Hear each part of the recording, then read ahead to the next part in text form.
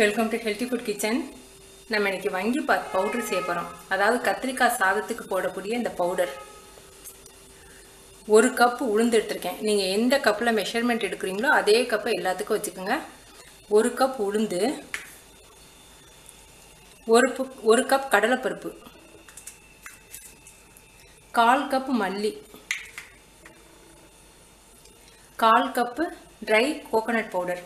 ரெடிமேடாக கடைகளில் கிடைக்கும் கொப்பரை தேங்காய். மிளகா வந்து ஒரு 10 மிளகாய் எடுத்துக்கோங்க. இது வந்து சம்பா மிளகாய், நல்லா உரைக்கும். இதில் நான் வந்து ஒரு 5 மிளகாயும்,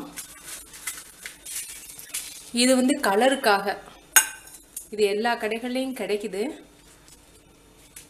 இந்த மிளகாய் வந்து ரொம்ப உரைக்காது, நல்லா கலர் கொடுக்கும். அதனால் ரெண்டையும் கலந்து எடுத்திருக்கேன். மிளகா, பட்டை கொஞ்சம், பெருங்காயம் வந்து நீங்கள் இஷ்டப்பட்டால் போட்டுக்கலாம். எனக்கு வந்து இந்த ஃப்ளேவர் பிடிக்குங்கிறதுனால பொடியோடு சேர்த்து அரைச்சிக்க போகிறேன். சாதத்துக்கு போட தேவையில்லை, பொடியில் போட்டு அரைச்சிக்கலாம். உங்களுக்கு இஷ்டம்னா நீங்கள் பெருங்காயம் சேர்த்துக்கலாம், இல்லாட்டி இதை விட்டுடலாம். இப்போ இதை எப்படி செய்யுதுன்னு பார்ப்போம்.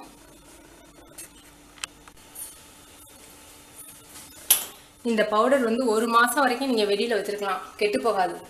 தேங்காய் சேர்த்துருக்கிறதுனால நீங்கள் 1 மாதத்துக்கு மேலே நீங்கள் ஸ்டோர் பண்ணணும்னு நினச்சிங்கன்னா ஃப்ரிட்ஜில் ஸ்டோர் பண்ணிக்கலாம்.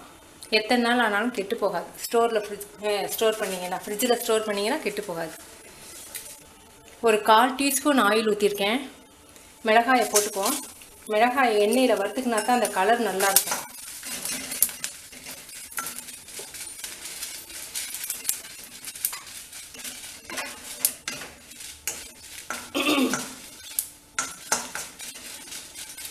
அதோட பெருங்காயத்தை சேர்த்துருவோம். பெருங்காயத்தை தனியாக வதக்குனீங்கன்னா கருகி போயிடும். போதும், பெருங்காயம் போட்ட உடனே எடுத்துடணும்.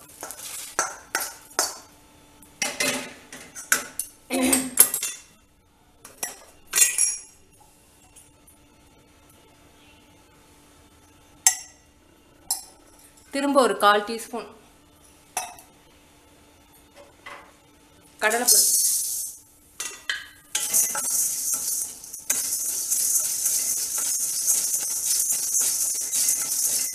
உளுந்தம்பருப்பு, கறி போயிடாமல் நல்லா ப்ரௌன் கலரில் வர்ற வரைக்கும் நல்லா வறுத்துருங்க. கறியும் போயிடக்கூடாது. நல்லா வறுக்காட்டி உங்களுக்கு பொடி வந்து கலர் கொடுக்காது. பொடி வந்து உங்களுக்கு பல்லுல எல்லாம் ஒட்டுற மாதிரி இருக்கும். அதனால் நல்லா ரோஸ்ட் பண்ணிக்கோங்க. கொஞ்சம் கலர் மாறின பிறகு நீங்கள் தீயை குறைச்சி வச்சுக்கோங்க. கொஞ்சம் லோ ஃப்ளேமில் வச்சுக்கோங்க.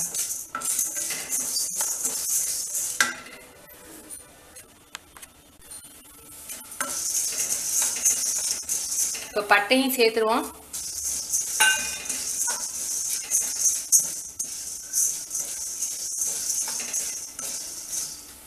மல்லி,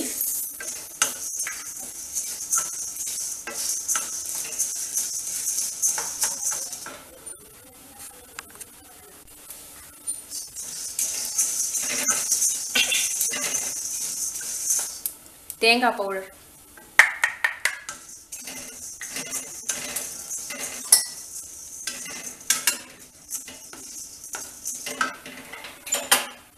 அடுப்பு அமர்த்திட்டோம்.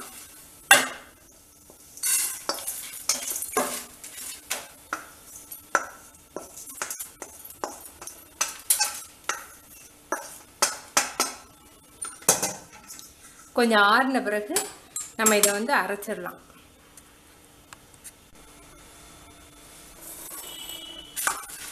இதை மிக்சியில் அரைச்சிருவோம். நல்லா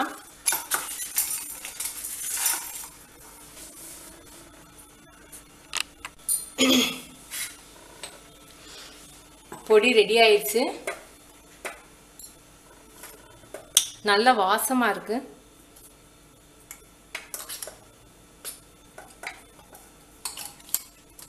இது நீங்கள் ஸ்டோர் பண்ணி வச்சிட்டிங்கன்னா குழந்தைங்களுக்கு லஞ்ச் பாக்ஸுக்கு வங்கிபாத் செஞ்சு ஈஸியாக செஞ்சு கொடுத்துடலாம்.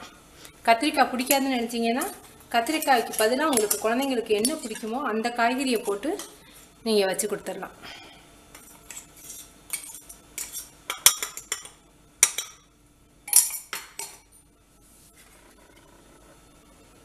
வங்கிபாத் பவுடர் ரெடி ஆயிடுச்சு. இதை வச்சு நான் எப்படி வங்கிபாத் ரைஸ் செய்கிறதுன்னு நான் அடுத்த ரெசிபியில் உங்களுக்கு காமிக்கிறேன். நீங்கள் செஞ்சு பார்த்துட்டு உங்கள் கமெண்ட்ஸ் எனக்கு சொல்லுங்கள். தேங்க்யூ.